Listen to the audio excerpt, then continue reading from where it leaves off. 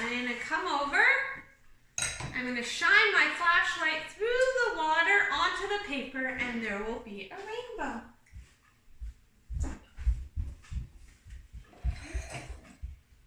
See the paper?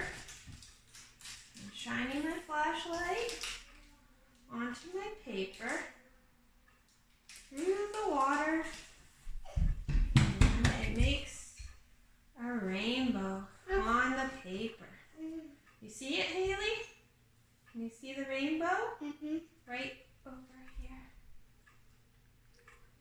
See red and orange and yellow and green and blue? You see it? There's our rainbow. So you can ask an adult if they have a flashlight, and you can see a real rainbow. Just cover your flashlight with 2 strips of something, like 2 clean Band-Aids. Leave only a strip in the middle and shine it through a glass cup that has water, and shine it through the cup onto the paper until you see your rainbow. And you will see one. Takes a little bit to see you. Ah, I found it. There it is. So you can keep trying that. Ooh, that's a nice one.